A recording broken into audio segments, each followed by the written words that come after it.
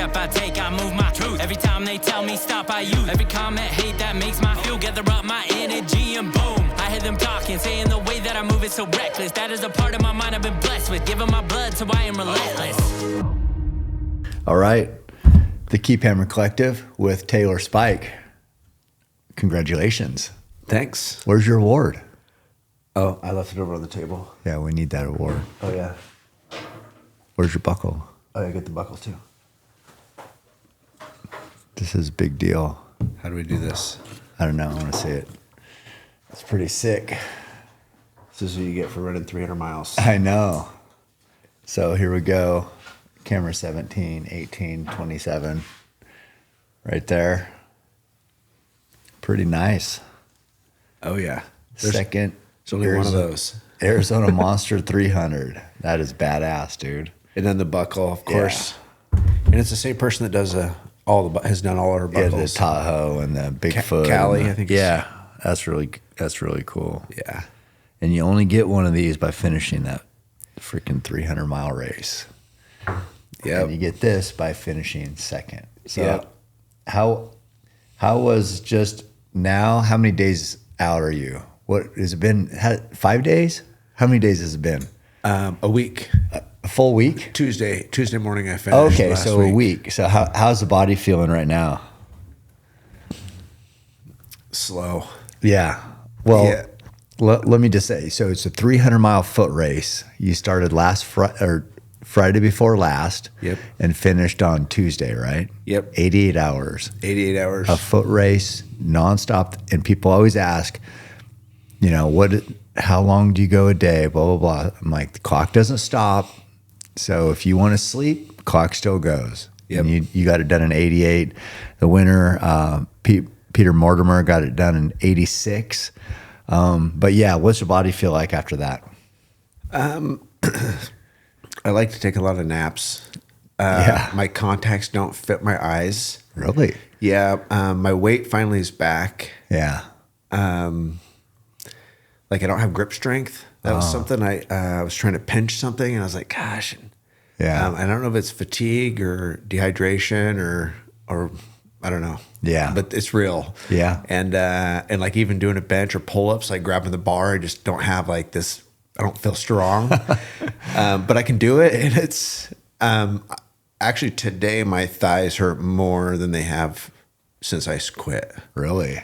Yeah, I think it's just taking that long for things to kind of settle in. Because I've ran a couple times, I've lifted, I've done normal stuff, but today it was like my sleep felt a little caught up. Like my HRV on my watch, it's all in the red. Everything's just strained. I would agree. That's pretty accurate. But today was like a deep soreness which I think is good. Yeah, because I'm not still high on endorphins or whatever happens. So you're feeling it. That's good. Yeah. Yeah. So your body probably was in like a self-preservation mode. And now it's like, okay, I guess we lived. We made it through it. So now your body's saying, here we are. That's what we're doing. Yeah, I think it's still questioning that. Mm-hmm. Yeah, 300 was a long ways. Whew. It was long. That's amazing. It's there's something, I don't know, just tracking you guys is people get addicted to that, just that GPS tracker for 88 hours. It's like, I was explaining to somebody, I can't remember if it was these guys or whoever, but it's so weird how you start this race and then we go, do whatever, go to a movie, go to dinner, go to bed, watch a show, get up, have coffee. Oh, I got to do my sauna. I got to go to Pisgah today. Got to come back. And this whole time for days, you're doing this, just running, just moving. Maybe not running all the time because some of it you got to just hike the climbs, but people's lives go on for a long time and you're just doing the one thing. There was one point we knew because we were looking at the tracker too. I mean, I was using it. I want to see where Peter was or Josh or Ryan, where the crowd, the crew was. And at one point we had passed Josh and his pacer and I go by and I go, the crowd goes wild. And everybody's like, what? I said, you know how many people online just lost their shit right now? I said, we finally got you. Yeah. It's like, yeah.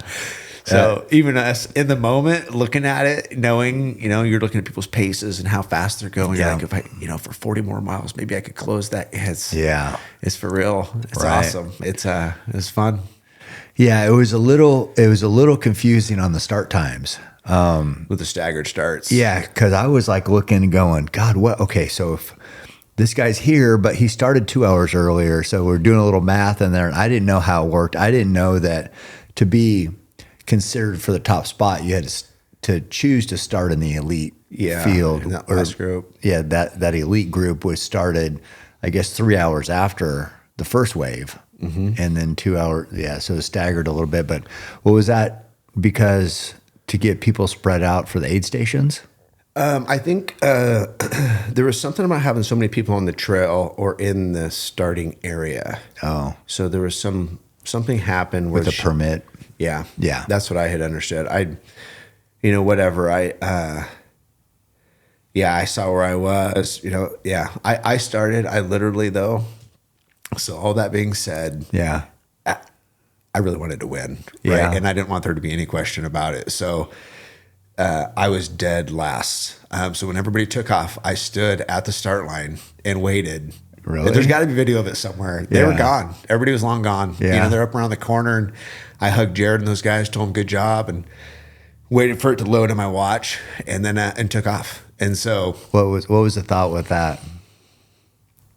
I wanted to pass everybody. Yeah, I wanted to be able to work through everybody who was there. Have a carrot out there to chase the entire time. I knew that Peter and those other guys were faster than me, and I knew they'd get out front, and that was just, but at some point they would walk, right? And I just figured if I could just get in a groove and, be smart, I could get up there. Yeah. It's a long race. So long. Yeah. And 45 was the first sleep station. It was a war zone. I mean, there's people all over. 45. So how many hours was that in? What were you doing? Probably like 4 miles an hour? Yeah, I think early we were. Yeah. Yeah, because I thought it was like 1 or 2 in the morning. Yeah, so so that would have been like 11 hours, 10, 11 hours into the race already. Yep. Mm-hmm. Yeah, and it was a crewless aid station, and it was funny because you could tell how many people are so reliant on their crews because there's people leaving water bottles and bladders on the ground and food. They just took off into the dark. Yeah. Without their stuff. And that's when I was like, okay, I'd been, what happens, we got lost 3 times in the first 2 miles. We'd run out, wrong way. And finally I'm like, I'm done. I'm just going to get in the back. And then I got kind of in the back of the Congo line. Yeah. But which was fun. I met, Eli and Kerry Ward and those guys and just BS for 20, 30 miles. Yeah, that helps. Yeah. And just hung out, and finally, then it was, started getting dark and it's like, I got some work to do now. So. And that was past 45 then? Or when were you with those guys? The first 15, 20. Oh, okay. Yeah. Yeah. So it's really hard. I mean, I've never run a good race ever when we're talking about long distance, but because I always go too fast. It is so hard not to go fast. So hard. And then I always blow up, and then it's just barely hanging on to finish. Yeah. Yeah, it was the same. It was like I'd run a couple of the hills and people would say, oh, look, we walked those and caught up to you. They're already giving you a hard time. Yeah. I remember there was another guy, because I had worked through everyone. I'd gotten to a point that, you kind of like see the ones that started earlier, but they're pretty quick. It's like kind of questionable. I remember this guy lets me go by and lets me pass him, and he goes, I expect you to win. And I turned and I said, me too. So it was was that all? When was that the goal when you first signed up? Is you wanted to win it? Yeah. When I looked at it, Candace had been talking about this race since Moab. I thought I know for a long while. Time. Yeah. So when it popped up, it was like, oh yeah, I'm in. The guys at Recovery Strong forced my hand to do it because they paid for it. I couldn't afford it. So they're like, we're doing this. Because after like $2,000. Yeah. After Cocodona, they're like, oh, we're doing this. And I was like, okay, I'm in. So, looking at the field and knowing, been doing this for a minute. It's like, I knew how far I was. I knew how I'd done at Tahoe and the others. And I was like, this is my one chance. It's my one chance to win one. Yeah. So it's, you are really good at the long distance. So you've done how many over 200 now? This was number 5. Number 5. Yep. And you got You got third at Tahoe twice. Yep. Third at Tahoe twice, and then the second place. Yeah, yeah. But I mean, so technically I got a second at Tahoe, but Oh, did you? well, yeah, because Courtney was the first. Oh. She was in front of me. So I got third overall, but I was second male. Okay. So just a technicality. Yeah. Third overall, second male. Yeah. So you've had some great races. Yeah. I mean, I would think that there would be a good chance you could win. I mean, the inaugural one, and you've done a lot of inaugural races too, which is a whole nother level of challenge because for the race director, it's new. So you don't know like the hiccups that are going to come up in a race. You know, she's been doing 200s for a long time, but this is a whole different animal. Yeah. You know, well, it's all different. Yeah. When you're 100 some miles in and you don't know what that person's thinking or not thinking. Right. Yeah. I would call. And I remember they said at one point, I could hear them back, better send somebody out there to fix it. And I get that. That's why I do it. Mm-hmm. That's why inaugural years are awesome. Yeah. Four of them. Four of the five I've done were inaugural. Tahoe flipped the other direction. Yeah. So I guess it wasn't really right. an inaugural, but it was the only first year year they did going that way. Yeah. Yeah. So. Well, yeah, I mean, and also your training had been pretty much on point. Yep. You know, you get, I don't know, for people that follow you, you do spend a lot of time in the mountains. A lot of time. I try to. Yeah. Yeah. For training for this, what was it? What was your plan? I mean, miles a week or hours a week or feet climbed a week? What were you after? So I used to, I would always shoot for like 20 plus hours a week on foot. And then it would come out to like 100 miles and 20,000 feet of gain for whatever reason. I mean, I guess my speed is only my speed, right? So yeah, that would look like that. But I knew there wasn't as much climbing in this. And I know what it's like to run on tired legs. It was like, at all the years of doing it, it's like finally I realized I don't need to climb as much as I used to. And as long as I was conditioned going into it, then like Mount Lemmon was a great big climb. Yeah. But I knew if I'd beat myself up training, I wouldn't have to do 20,000 feet a week to do that. I could do 10. But what was the Lemon climb like? It's like 6,000? Yeah, it went 14 miles up to the top and it's like 6,600, I think. That's a grind. Yeah, it was steep. And I heard people complain, but we kind of flew right up it. It was like, you just had poles and you're just kind of power hiking. Yep. Yeah. Never put my poles down. Yeah. Used them the entire time. We just hit that and it was at sunset and it was cooling down and we just grinded to the top of it, snow on the top and left Adam, my pacer, at the top of that. They came down Redfern Ridge, which was a special spot. It was a shit trail. Really? Yeah, it was awesome. I mean, just kind of big a fall boulders line. Or what? No, just a steep down off of an open ridge, that just exposed, rocky, slick. I couldn't see anything. It was pitch dark, but Was the course all exposed? Because it was southern Arizona, right? Yes. So Tucson area? Yep. So no shade. No shade. The only shade might have been up there, and it was in the middle of the night when I was up there. Dude, being exposed sucks energy from you. It is, and how cold it got, man. Yeah. As soon as the shadows got long, it was going to get cold, and sun drops, and yeah, and it's frigid. It's like being in a refrigerator. And how hot was it during the day then? I think we only saw mid 80s. Oh, okay. But that's still exposed. That's still enough. You're definitely because that air dries out your skin. Everything's dry. Well, that was the other kicker is it'd be hot and you get on a ridge and it was windy and then you can tell how hot it really was and you realize you're cooking. Yeah. We did a good job keeping the sun off of us with sun shirts and what we could and hats, but yeah, it was hot. Yeah. So here's what's crazy. You're training on point. You live in the mountains. You've done this a million times. You're ready. You're mentally ready. You know what it takes. How many times, with all that being said, did you want to quit? How many times? Once. Only because, here's what I say. 15 miles left. I was done.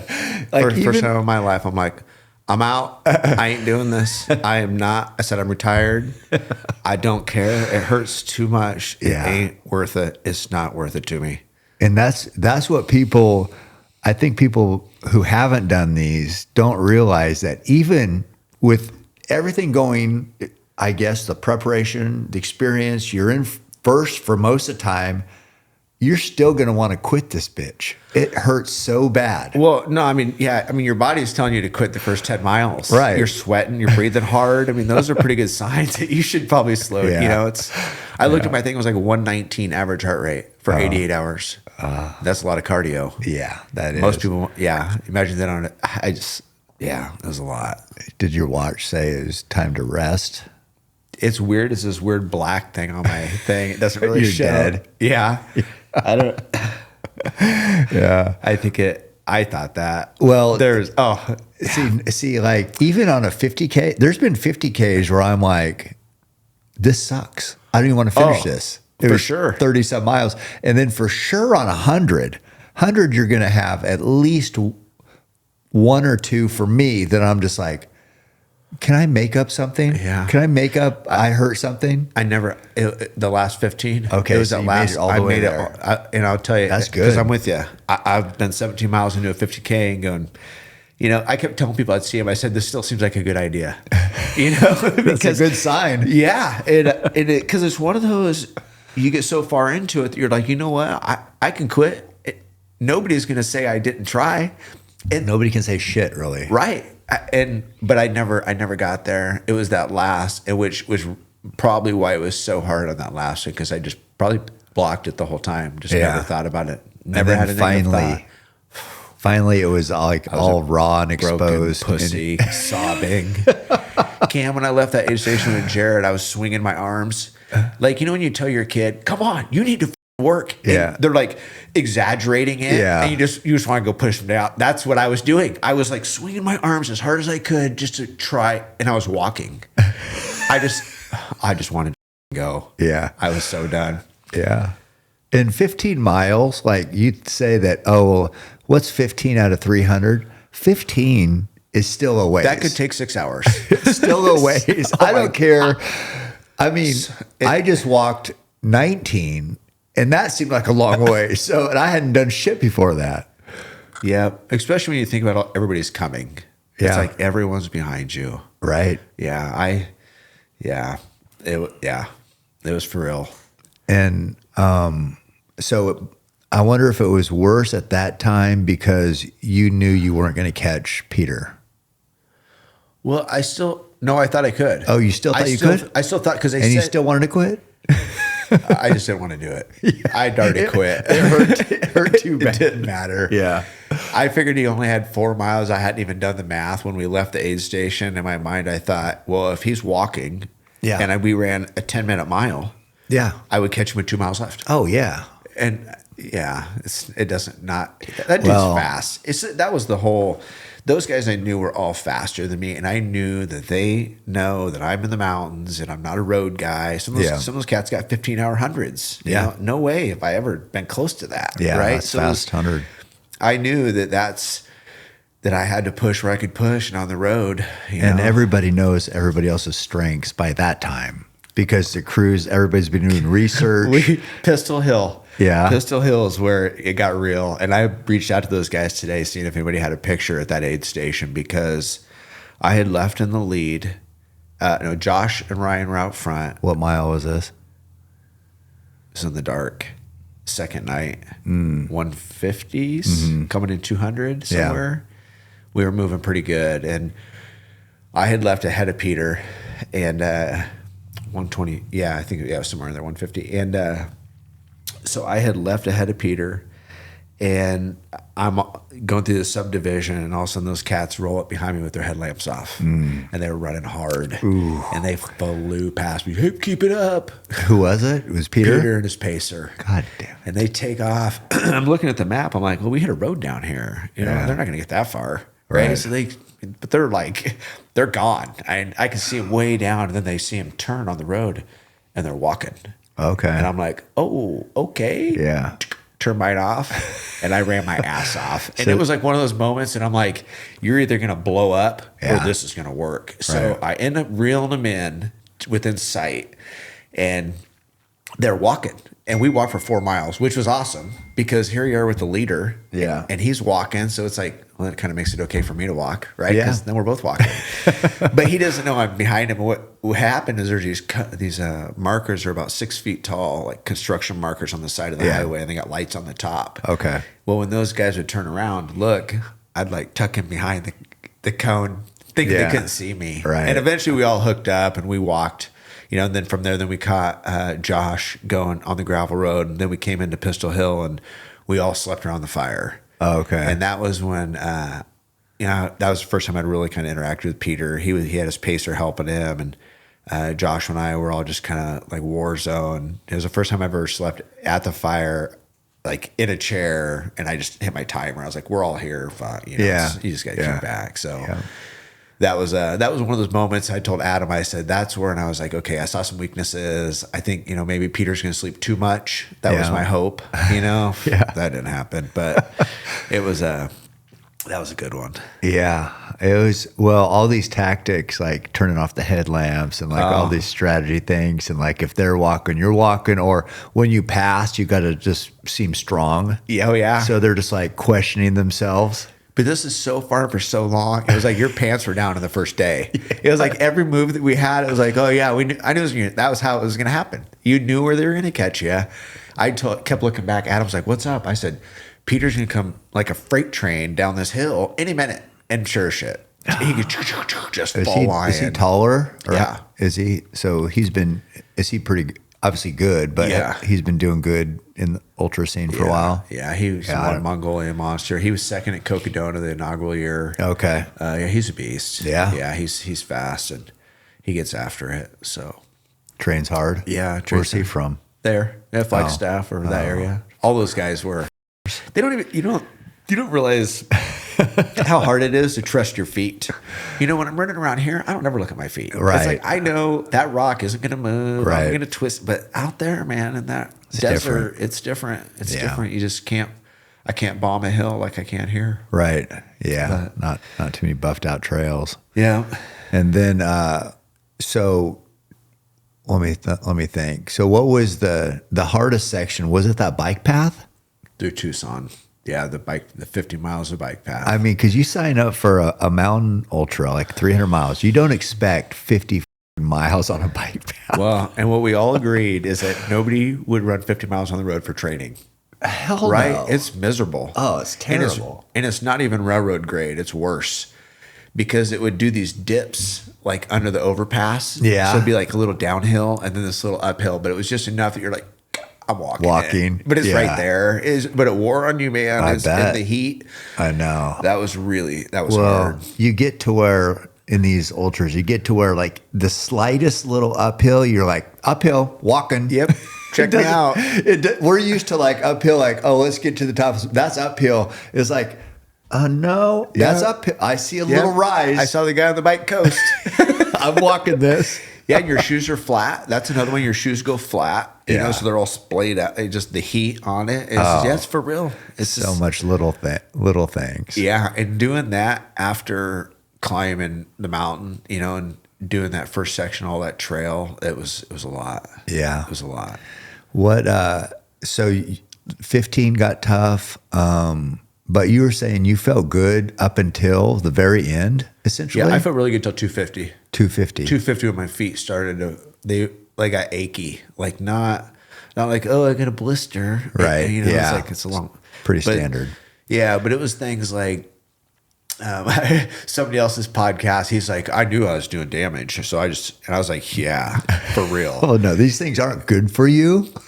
This was the first time that I was like, and I told somebody else, I've sold myself short for the past decade of running ultras. I have never been like, okay, I'm broke. Send it. Oh, I'm yeah. going to be just more broken or no, I know. It's just, it was a lot. Ankles and knees, the stuff that would, tweak and you're just like, oh, it still works. Yeah. That's where I hear people say stuff like, I just didn't want to do any long-term damage. I'm like, well, then you shouldn't fucking sign up for these races. Yeah, because the reality is, and you know what? The other reality of that is you probably did all that damage training. Yeah, I mean, it's too late. It's too late. That's how exactly in my mind, I'm like, I've done thousands and thousands of miles over a decade.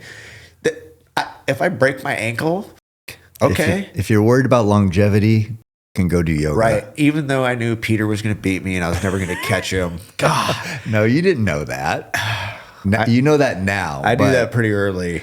I don't know. It was you raced. I was good. on hope. I was on hope. You raced good. I guarantee he was questioning whether he could beat you. There's a picture he and I standing there with our arms around each other, and he goes, "Man, I like you." He goes, "But I hope I never see you again."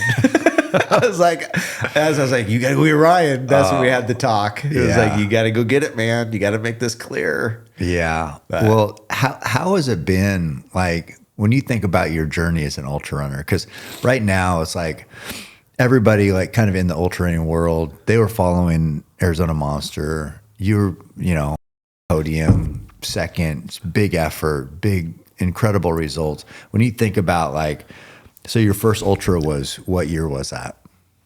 2010. 2010. So 15 years of doing this. Tell me what that's been like. I mean, how have you changed from 2010 to 2025?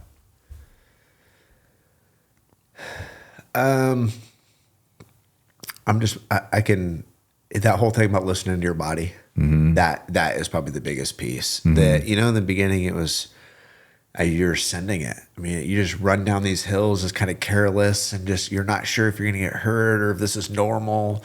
And now it's like, there's a process to all that stuff. And I, training for stuff or figuring out what works for me.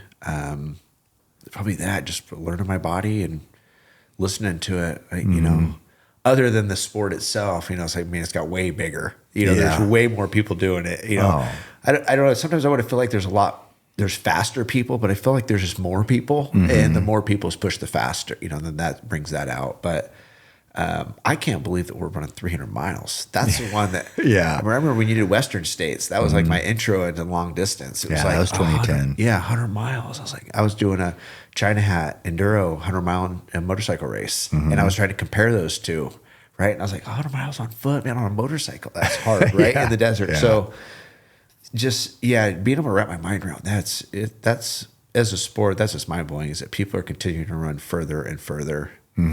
Successfully, like Peter looked pretty good. Yeah. It's mind blowing. I know. I wonder your body's changed dramatically from when you first started too. I mean, because nowadays, like I always hear, I saw your brother. Oh, he's shredded. I mean, and it's just like, it's just 15 years in the mountains. I mean, your body will adapt. You keep going back to the mountains, you're going to get results. Yeah. And you have. Yeah, I was 200 pounds and, got down to 138 was the thinnest I got. That's what Paxton is, my 16-year-old. He's that was the smallest I got. I think I'm like 170 now. And that's, I don't spend a lot of time in the gym. I mean, I tell the kid, it's like, you can do a pretty good workout, one song. You can do some bench, sit around, wait for the song to end, do some more. You don't have to do a lot, but just a little bit. Carry a rock up a mountain. Right? Don't overthink it. Being consistent. Yeah. Showing up. Yeah. Well, I mean, you've definitely, I don't know, it's changed your life, which that's what ultramarathons can do. That's what the mountains can do just in general. But then when you sign up to compete, that's a whole nother level. Yeah. And okay, how do I not just compete, but how do I win? And that's always your goal, is to win now. But yeah, that's been, what an amazing journey. Oh yeah. It's I love that more people are learning about ultramarathon and like the community's being celebrated. It's because it's the best people. It feels like the best people out there. Well, everybody's so encouraging. I mean, where else are you going to get to mile 280 of any event and you're laughing with the leader? Oh yeah, like he and I in that picture look like we just started. And we were deep in it, and to be able to have that camaraderie, that laid into a competition, that you just, you're not going to find that anywhere. No. You know, and those guys are waiting for you at the finish. You know, you can show up the next day, and Ryan, all those guys, we just sat around at the finish and BS, watch other people come in. It's like, you know, that's your circle. God, that's the best. Did you get a group shot? You said you wanted to wait for a group shot? No, I because they did on Friday. Oh, they did? They're all there, and I had to go back to work. That sucks. Back to life. Does Peter work? Does he have a job? Yeah. He's not like there's not hardly any pro ultra. He's like I don't want to say he's an orthopedic surgeon, but he does something with shoulder replacements. Oh, okay. Like for a place in Flagstaff. I saw he was back to work the next day. Must be nice. Yeah. To be rich. Yeah. Just kidding. Maybe there's that. Yeah. No, I can't take any.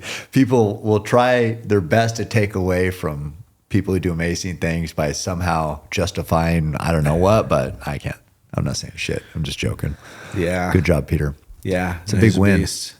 That's a big win. Yeah. I'm curious, like, man, he had the sleep system. He would roll in. It was dialed. Yeah. I wonder how he was. Maybe he just falls asleep easy. I don't know. No, because when I told Adam I saw blood because he was in an aid station sleeping, and he's like, told his pacer, "Hey, can you cover up my feet? They're cold." And I was like, "Ooh, yeah, little weakness." I'd see pee on the side of the trail and tell Adam they stopped. You can tell they're weak. I said, "That's blood." I said, "We got to keep going." Yeah, it's amazing how much you can try to interpret sign. Or especially tells. for that long, because it's like playing poker, and like you got to try to read your opponent. Yeah, and that section that Adam did, that 60, he paced 80 miles with me. Whoa, 80? Yeah, this one was 60 mile section he did, and it was holy shit. Yeah, and that's when I got when they said that. What's his last name? Adam Woods. Okay, Adam Woods. He paced me at Cocodona too. So he's a good runner then. He's a beast. Yeah, he's way faster than me. Really? Oh yeah, he just doesn't know it. That's like that kid who did that fucking shotgun race. Oh yeah, no, all those guys. That guy's fast. Yeah, well, their problem is they run with me. So I know I got tricks. I know. But and they're like in their 20s, or that kid who won shotguns 20. Oh yeah, what's his name? Gavin Ross. Gavin, yeah, he's a beast. Dang. And then he just ran 124 at the half in Hawaii. Was that road? Yeah. Oh, well, that's not that fast. Yeah. Okay. I mean, well, it's faster. Yeah, I guess it's pretty quick. I asked him though. I was like, "What did your 208 beat or 408 beat my time?" I thought it had a shotgun. Yeah. And then I felt like a dick when it didn't. He's like, "No, I was short." I was like, "Oh, okay." So you got the course record still? No. Somebody's ran 3 something. Oh no, that was that guy from Germany. Yeah. That guy. I know. I ran that year too. He's got like 345. Yeah. But I think it was a different course. Was it? No. I wish it was. But no. He cheated. No. Yeah, Gavin, no, a 124 is good, but I think that ultra performance is better than a 124 half. A lot of people have run 124 half, but to run that fast on that course for 50K, that's impressive. Yeah, he's a Harrisburg kid. I know. I'd see him in the mornings. We'd always give this nod. Finally, we both were like, "Hey, what's up? You want to like run together?" Yeah. I was asking him, I said, because we ran together pretty much the whole time until I got my leg. But I was asking him what was the worst run he's done with you. Because he's done you've had some long days out there. He mentioned something or as cold as shit, and you guys were out there for I don't know how many hours. I can't remember. But where was that? In the snow. Oh, I know exactly. I'm trying to think of what the name of the. Or maybe it was just raining. Maybe it wasn't snow. No, it was snowing. Oh, okay. Yeah, I had found this loop. Yeah, which is usually how they start. Terrible. It was like 20 some miles or 30 miles. Terrible traverses. Yeah. I can't remember Clark. I can't remember where it was, but it was legit. Yeah. And luckily it was one of those you're doing a loop and you're like, gosh, I really hope this is actually a trail. And somebody had literally just gone down it and put ribbons. Oh, really? Otherwise we would have been hypothermic. That's what he said. He said he was like almost hyperthermic.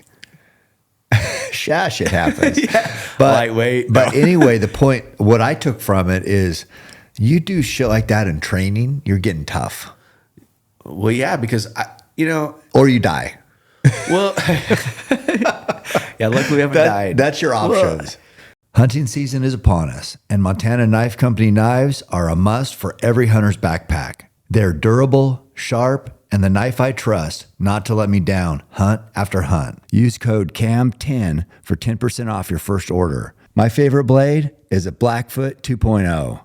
Montana Knife Company, working knives for working people. I've been taking Ketone IQ for the past year and have seen tremendous benefits, including mental clarity, increased focus, and more energy.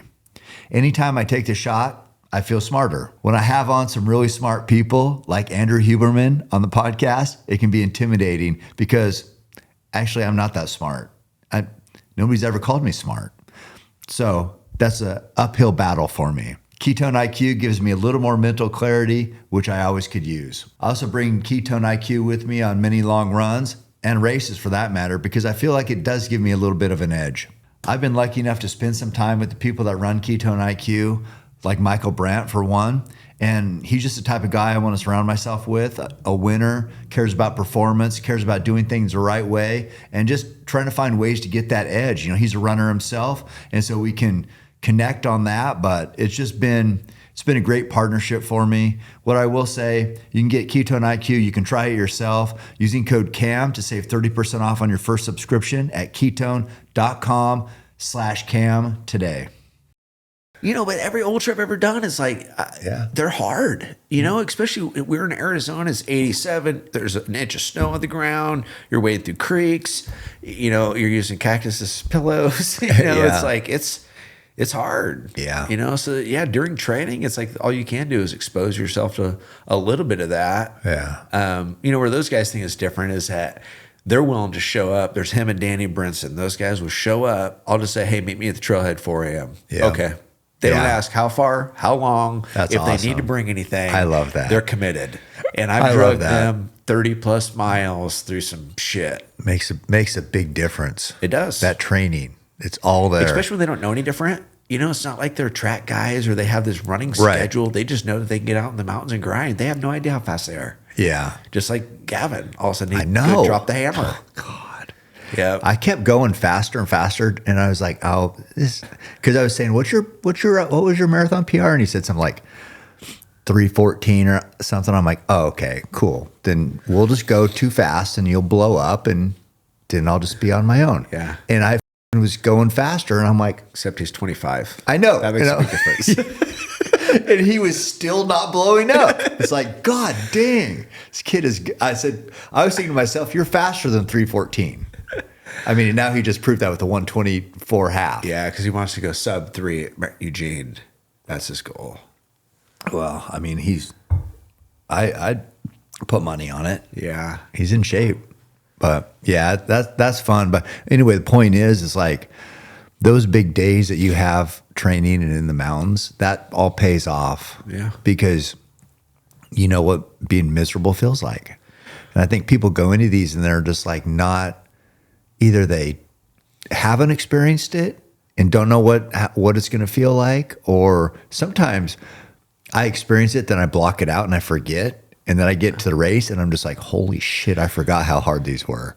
Well, yeah, no, and that's a good point. That's why I went to the Grand Canyon twice in the last few months. I know. It's because I said, 15-hour 50s, you can do the Grand Canyon in 15 hours and feel good about it. Yeah. That was the deal. So it was like, yeah, I mean, I can't imagine trying to do that around here. There's no other place to do it than go to Arizona and run through the ditch. Yeah, and then on that last one, that was brutal too. Oh yeah, we were knee deep on the north ridge. The north, yeah, bunch of snow. Yeah, I told those guys, Danny, and I told them, I said, if this was anywhere else, ain't happening. I'm turning around. Right. But you're in the Grand Canyon. You only live once. Yeah, and once you get to that north one, then once you turn around there, it's only going to get better. Yeah, except we were all done. We're like, oh, that was a good long run. You were done when you got there? Oh, we were. But you're only halfway. Sure thing. What was that grind up out of there like on the south? Pretty good. Those guys are, and we paced it out. We hit 7.5 hours. We split it just about even. So you did. I've got it figured out. What's the bottom where you get the lemonade? What's that called? Phantom Ranch. Yeah, was it open? No, there was snow. Oh, God. Well, no, there wasn't snow there, but it was freezing. Oh, really? Oh, dude, yeah. So they didn't have it open then? No. Oh, it was shit. 14 on the North Ridge, on the North Rim. God. There was snow all the way down to like a Skeleton Point, which is like a couple miles down the rim. Is that where that water is there? Or wait, there's water going up there. Well, it's probably frozen though. On the south side, there's no water. No, but on the north. Oh, I yeah. remember there's like a little water. Oh, yeah, it caught Manzanita. Yeah. There was water there. Okay. Yeah. Yeah. And we broke trail all the way up. We didn't see another person. Yeah. Yeah, it was incredible. Going through the Grand Canyon in knee-deep snow in the sunshine. That is awesome. That's living.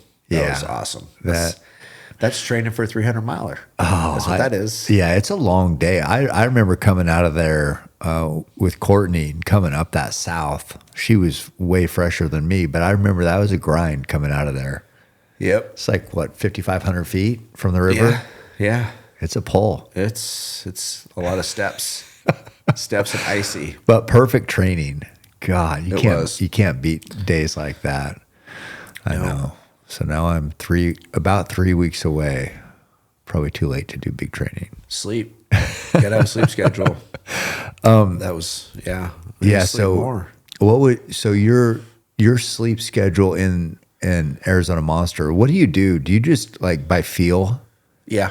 And you go as long as you can, and then you feel yourself slipping. Yeah. Like, all of a sudden you're walking something, or you're kind of like kicking rocks. I'll let that go for a little while. This was the first time I had to change. Usually I was doing like 3-5 minutes. That lasted about 200 miles. What do you mean 3-5 minutes? That's how long I would sleep. 3 to 5. Oh, 3 to 5. Yeah. And when did you first sleep? Right after 42. Oh, right at that sleep station? Yeah, it was I had pulled off. It was right before the sun had come up. So it must have been 60 something, I think. Yeah.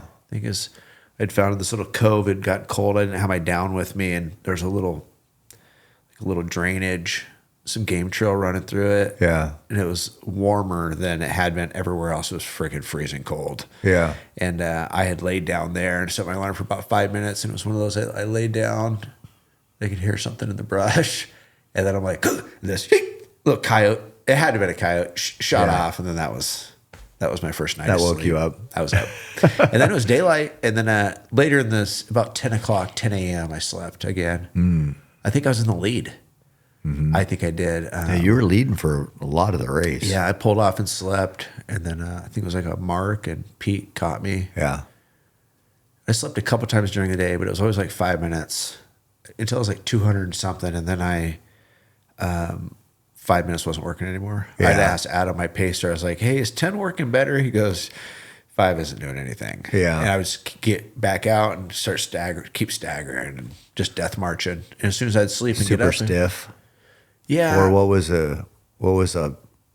hurting? Nothing. I was just justifying walking. Yeah. I just didn't have that pep. I just didn't want to push up the hills. Yeah. I was like, I'm walking. They're all walking. I had had justified going slow. Yeah. And I wasn't beat up. I felt, I was beat up, but I wasn't bad.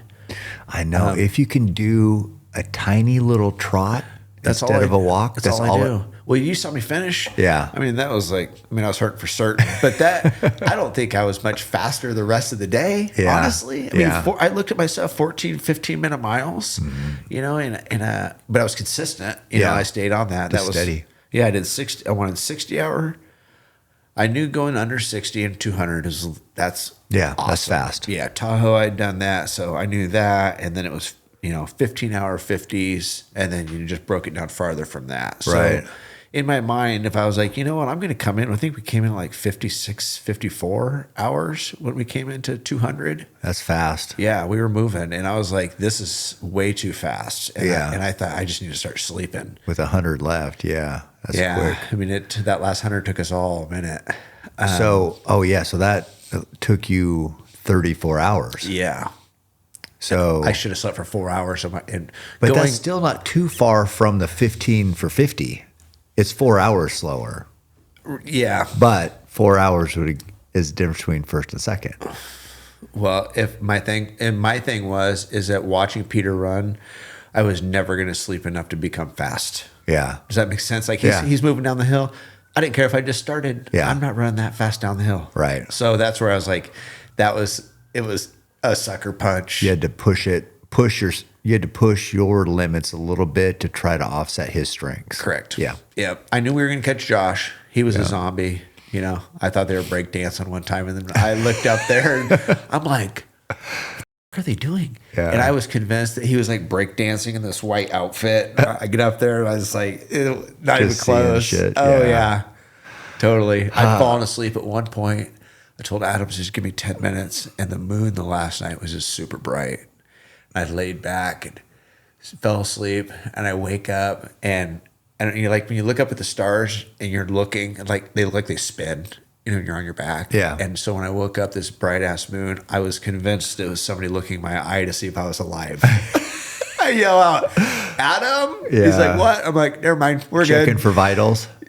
Yeah. Were you alive or were you dead? I was alive. Oh, good. Yeah. Yeah. That's good. Yeah, I had a couple. There was, I got lost, fell, hit my face on a rock. That was another one. I laid there for a minute. Is that what happened here? Yeah. Yeah. And that was one of those, like you hit, and it's been a long time since I've been hit in the head. And it was A little this belt. thud. In your belt. I laid there and that's I'm like, solid. well, guess I'm not asleep. Guess I'll get up.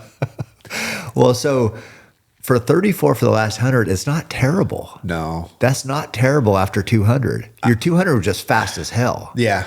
That was yeah. But the last 100, that's not awful. No, to 240, 250, we were joking like at Moab or some of those others, we've been crushing it. Yeah. Yeah, we would have been all just, we were thinking we would have all been battling that long. I know. I mean, that's crazy. That is. Well, that's what I took away is like you guys were competing the whole time.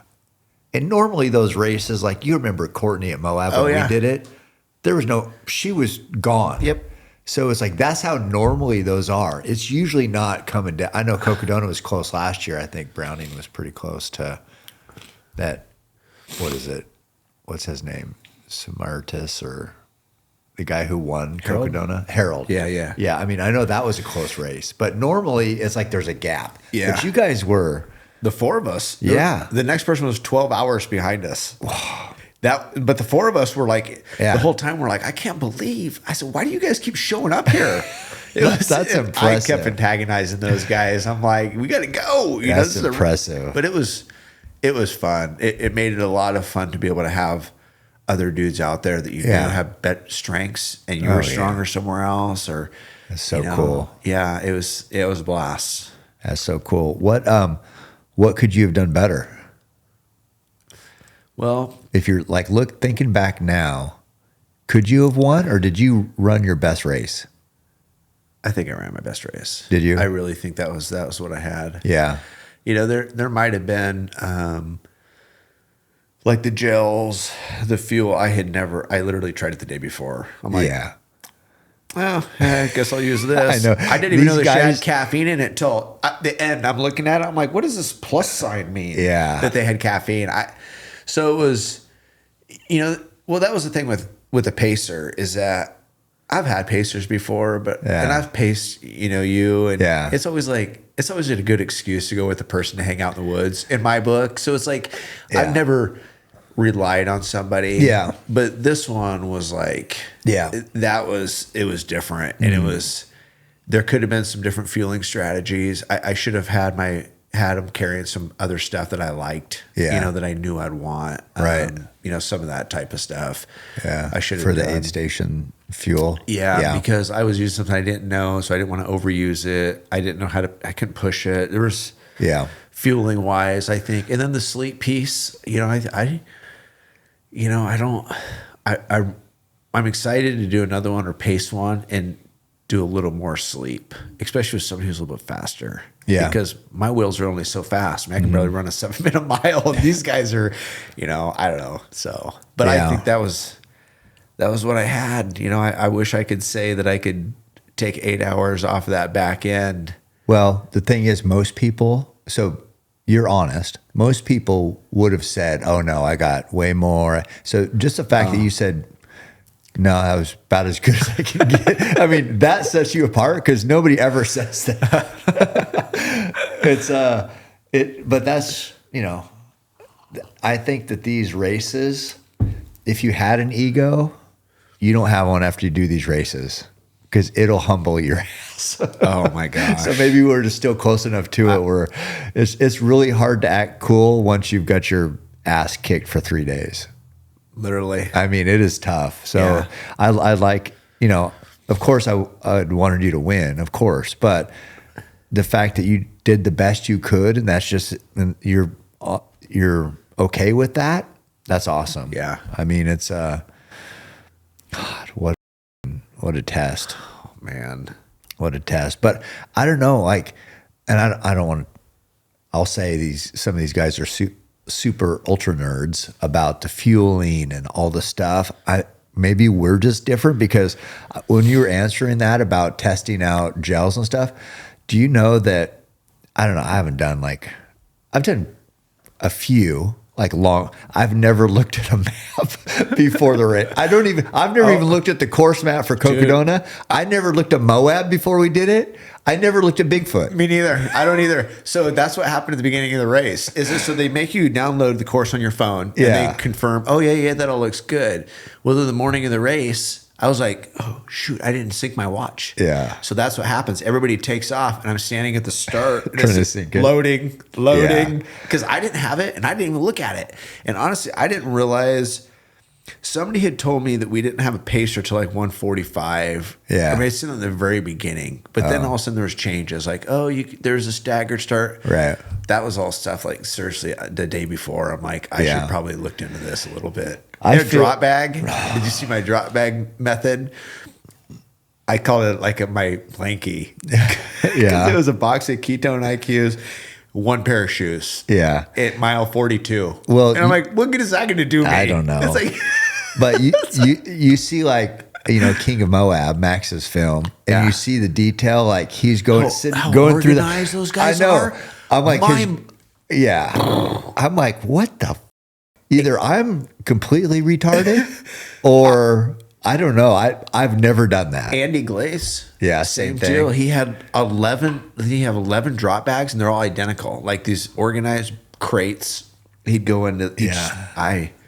I don't know. That's just must not be how our brains work. I told my crew, I said, when we come to an aid station, I need to know how far the next one is. Yeah. How soon I'm going to see you. Yeah. And, I don't know. It wasn't even that. I mean, it was literally came down to I want sticky stuff in this pocket and dry stuff in this pocket, electrolytes and water. That was it. Yeah. Changed my headlight. I think maybe we can do better at stuff like that. But I've always and this is probably just a stupid thing, but people said, well, do you have pacers, this or that? And even for Cocodona, I actually don't know. I mean, you said you can go and Rihanna says she can do whatever. And these guys are going to be there filming or whatever. But I've always been like, unless you can run miles for me, it doesn't really matter. Are you going to run miles for me? Oh, you're not? Okay, then it doesn't matter because I have to do it. But I do know it can make a big difference. Yeah, and for me, this race was the first time that I was like, okay, fine, crews are pretty cool. Well, because just like Courtney's husband, how good he's so I think that's his job. Logistics or something like that. Yeah, just knowing details, it's got to give you confidence. It does. Yeah. And that was a big thing with Adam pacing me. It was like, finally, I was like, because I've always done these alone and kind of prided myself in that. This one, I was like, leaned on my poles. I'm like, Adam, you got to untie my shoe. Do you need more coffee? No, I'm okay. Okay. And I've never had to ask anybody to do that or, hey, can you fill my bladder? It's like, can you wipe my ass? Exactly. It was like, but I was done. It was like, I was so shocked. I was like, bet. I was looking for any sympathy anybody would give me. I know. Well, I remember that we had we're both not really that great at doing any of this stuff. Well, you're good. I'm not good. But I remember at Moab, I don't remember what. Remember you threw a little fit kind of when I took off in the middle of the night. Oh yeah, because we were laying down. You were like, "Why do you keep moving around. Something like Yeah, but same thing my wife says in the bed. Yeah, I just keep tossing, turning. I couldn't get comfortable. I kick my legs all the time. Apparently, I don't know if it's restless leg syndrome, but anyway, it's like, yeah, we're both not. I know we can do better at either communicating or helping each other or something. Yeah, but whatever. Yeah, I think knowing what the course is and being confident what we tell each other. How far is it? I don't know, 10 miles, 15. Yeah. 4 hours later, that's what happened to Adam and I. I was like, hey, where do you see the aid station? Oh, it's right up here. I'm looking at I'm so stupid. I'm looking at the trees. I'm like, oh, there's the tent. I can see the white tent. Yeah. Drink my water. Empty it. An hour later, that definitely wasn't the tent. And then I come around another corner. I said, hey, Adam, did you see it? You can see it through there. He goes, I didn't see anything. I said, oh, this has got to be it. I'm looking on my phone. Drank a little more of my water. Nope, that wasn't it either. Ooh. And those are the moments that you're like, those are bad decisions. I need to do better. I got pissed. Yeah. I started getting upset. Well, when you go dry when you're pushing, that is, tough to recover. Yeah, and I'd had him go out in front of me trying to pull me along because we wanted to close that gap a little bit. And I had him out there and I push, and then it was like, oh, there's the aid station. It's not the aid station. That's so hard. So was it? I mean, were you looking at your phone and like was it showing where you were at like the waypoint, or why were you not being able to see where the aid station was on your phone?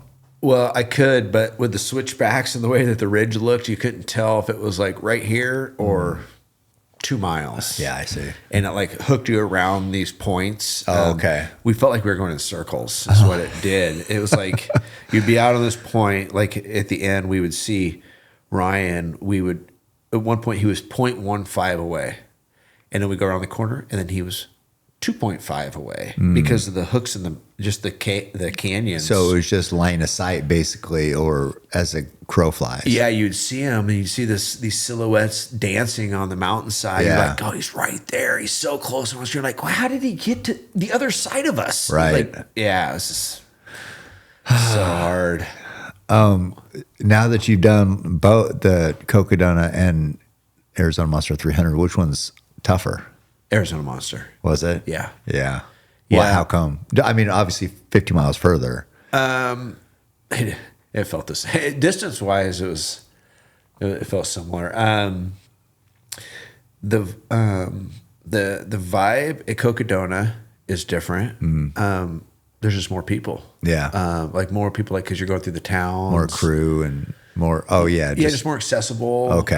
Like you come into Flagstaff at the finish, just that, that was kind of, I don't want to say electric, but there was a lot of people. Yeah. Energy. Yeah. And you come off the top of the mountain coming down. It was just, there's people on the road, it was busier. So that for me just kind of keeps you in a little bit different headspace. But like this one, it felt remote. I felt like you're out there alone, like in the middle of nowhere. I mean, it was just one point I thought I was coming into a forest and it was cactuses, giant cactuses. It was so thick with these. Yeah, it's just like that type of thing. Just the deserts.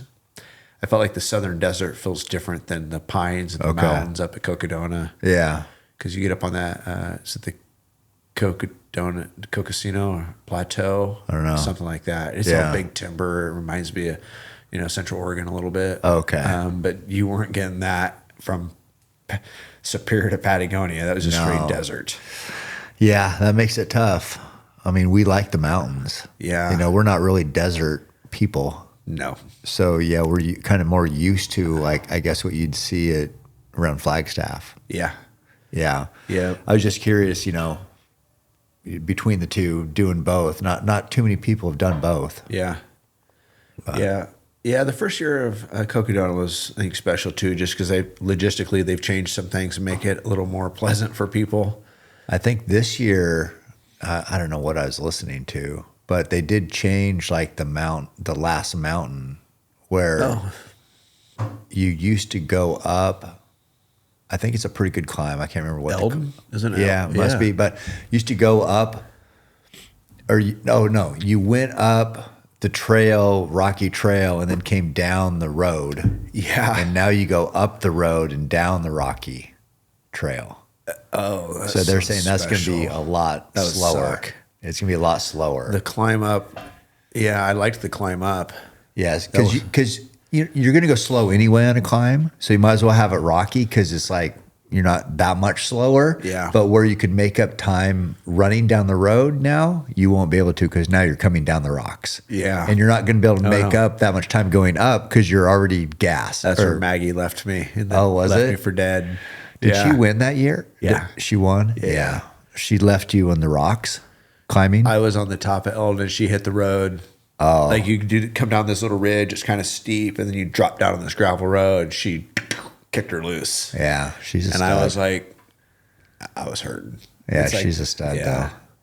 I wasn't as good shape, Cocodona. Right. Okay. Yeah. It was similar to Moab. It was just like I was just going to get it done. I didn't have any other goals, just to not die. Yeah. It's a good goal. But yeah, Tahoe's on this one was different. This was a full dump. Man, you kicked ass, dude. Yeah, it was awesome. I was so happy. You kicked ass.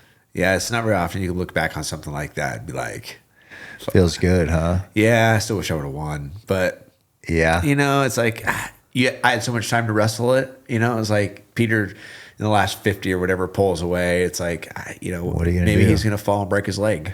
Could have. That came happens. Up. He came into an aid station and he was looking for a medic. Really? Yeah, that was the word on the street. It was like the rustling in the crowd. You should have done the Peter's hurt. Peter's hurt. Peter's hurt. Go. Did you ever think of like the Tanya Harding, Nancy Kerrigan? Yeah, I talked to a guy. I said, just give him a nudge. Side of the knee or something? In the dark. It's like, oh shit, what happened? Oh gosh. That's terrible. Must have been a rock. Well, or javelina. Good luck next year.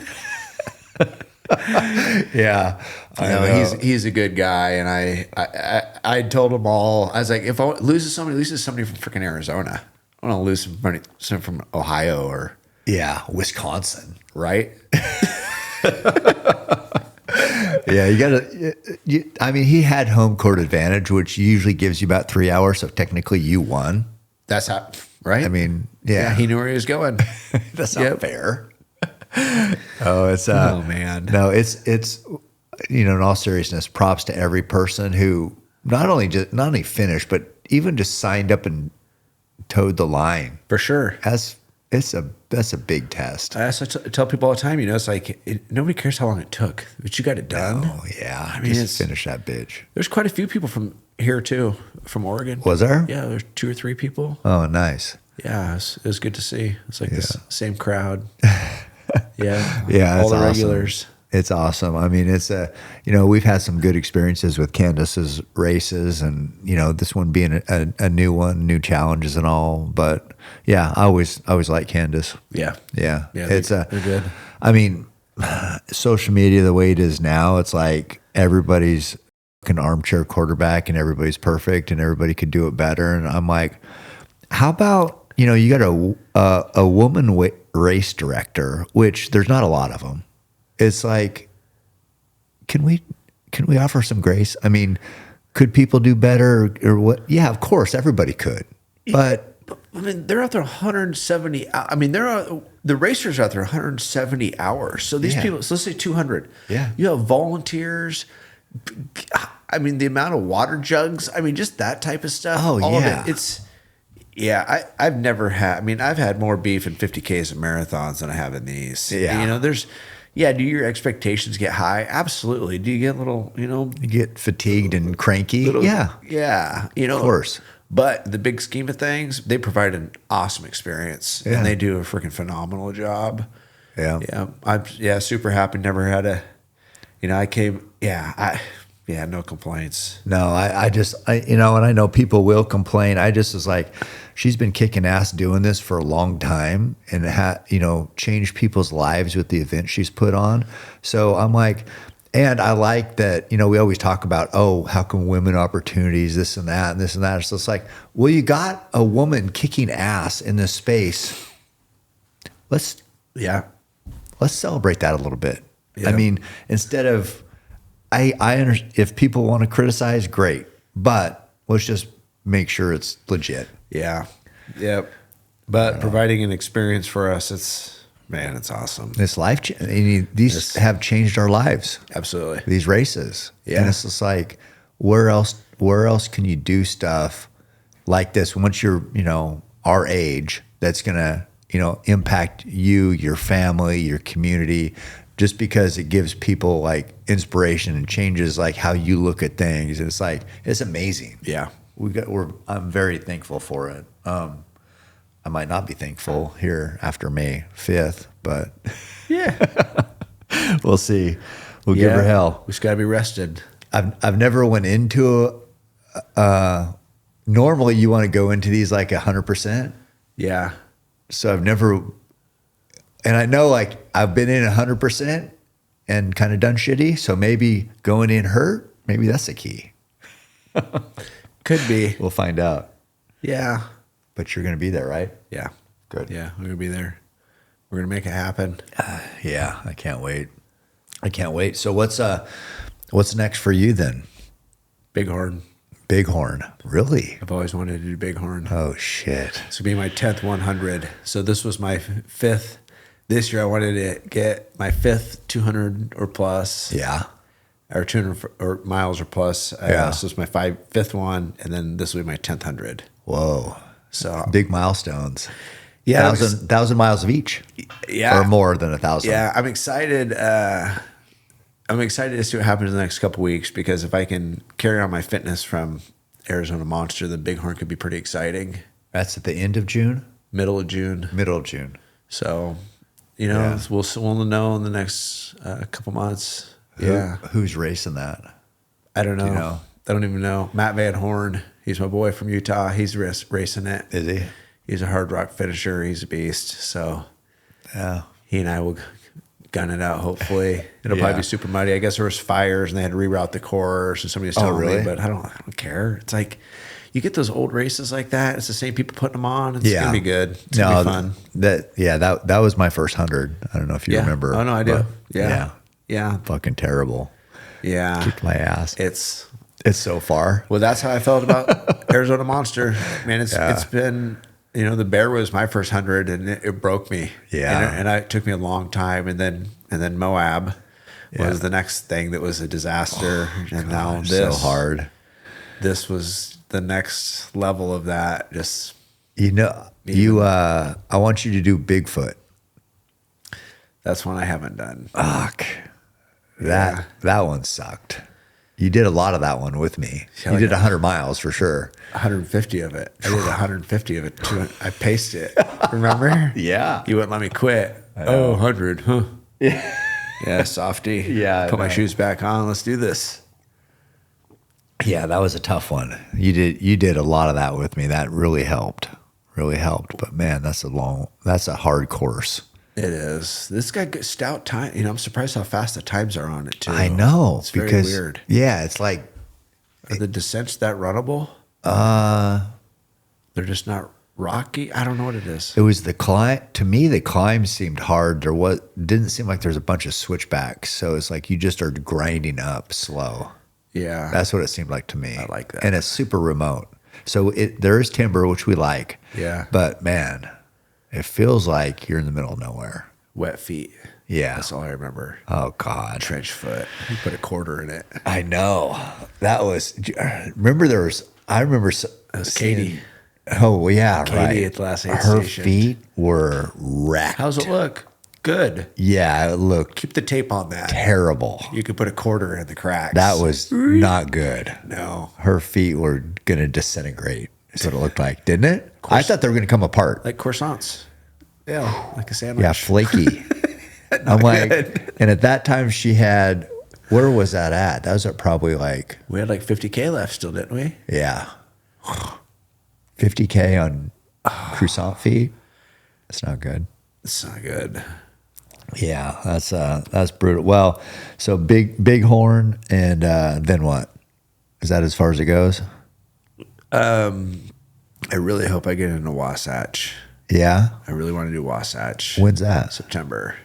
Oh, there's still a chance. It's not. They got a wait list. Oh, okay. Yeah. So other than that, it was actually to get everything done in time that I can have spend August having an anniversary with my wife and not running somewhere and then hunting. The whole month, an anniversary. No. Anniversary month? Come on now. Just that I wasn't focused on running. I know. It'll be hunting though, I'm sure. Yeah, no, that's all good. You spend a lot of time. She's really supportive. And, I'm super lucky to have a family that I do that thinks this stuff's cool. Yeah. You kick ass. And how was it? How was Greg? So Greg's your stepdad, or no, Greg's my stepdad. He's your dad. Oh, he was a wreck. He was sobbing in the finished video. You can hear He's not the greatest for a crew because he's like so wound up all the time. He's like, you want somebody who's calm and like collect. Yeah. And he's like so nervous, kind of. So nervous. Yeah, but it's good to have your dad there. Oh man, yeah. Well, I'm lucky. I'm lucky to have him there. It's like, how many people don't get to do that. He wanted to pace at one point and run, and we're like, it's 60 miles. It was like there was some tough sections. Yeah. I would have loved to been able to be part of that, but just to have him down there and he wasn't going to go. He wasn't even going to go. Oh, really? Well, not everybody likes to go with me when I go on races. Yeah, no. For some reason they think I get grumpy. That's weird. And I get whatever. Yeah, they're being too sensitive. They're soft. And so I told him, I said, just come with me, fly with me, and he came down and we made it work. So that's awesome. Yeah. It was good. I don't know where Trey saw it, but must saw a picture or video or something, but she's just like, man, Greg looks so good for being, what the is he, 75? 76. 76? Old as shit. And it's like, if you would have seen him like back on his roller days for Knife River and Morse Brothers. I think he looks younger now. He was 40, looked like hell, smoking and drinking all the time, always pissed. And now, he looks great. Yeah. That's like, okay, quit smoking, drinking. He started running. When did he start running? He's like 60? Yeah. That's what got me doing it. My 6-year-old father was fitter than I was. Yeah. And now he's it's awesome that he was able to be there. Yeah, absolutely. It is pretty cool to see.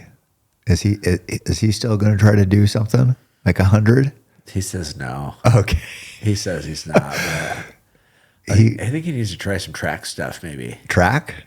Well, Masters? No, the 12-hour stuff? Whatever, the last man standing. Oh, yeah. How long he could grind one of those out?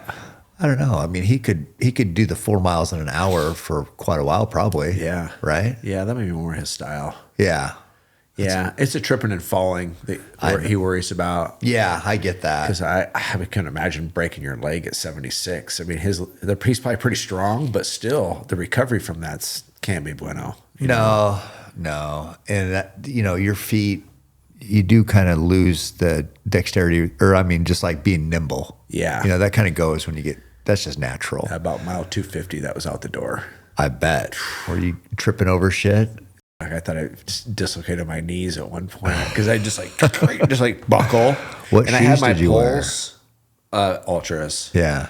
And my poles were lifesavers. There was times Jared's like, I can't believe you caught that. It's like you're falling and yeah. But they're shot. Are they? Yeah. What are you doing for a pack at Cocodona? Do you know? You don't have a packer headlamp? No.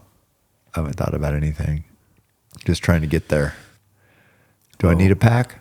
I think I'll just take a water bottle. I'll just take this thermos right here. Take this, and I'll take this.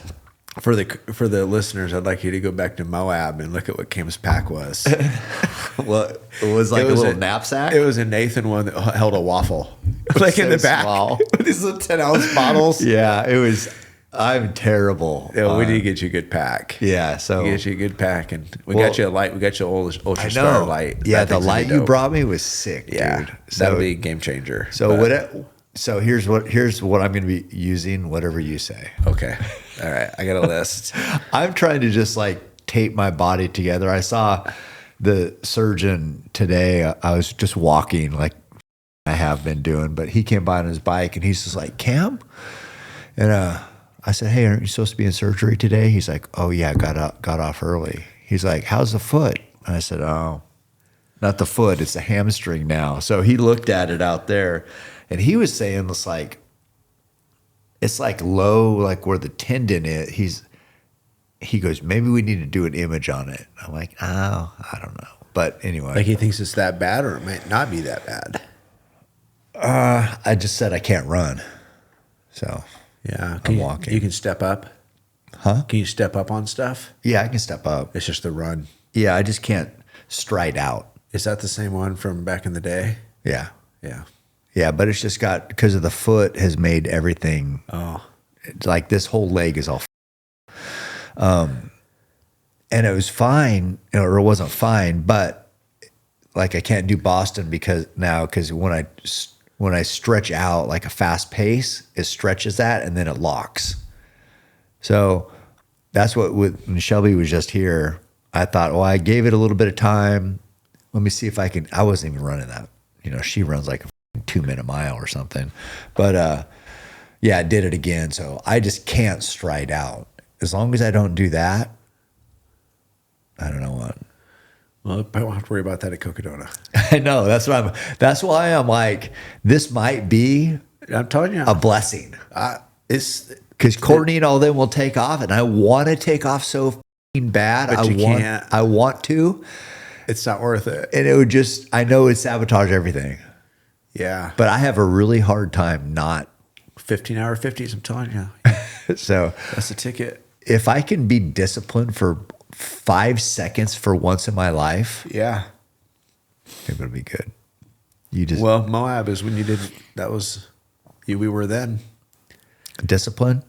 when we did Moab. Oh, yeah. We stuck together. We laid low. Oh no! And Courtney was way the hell out there somehow. It was just Yeah, like, it was what?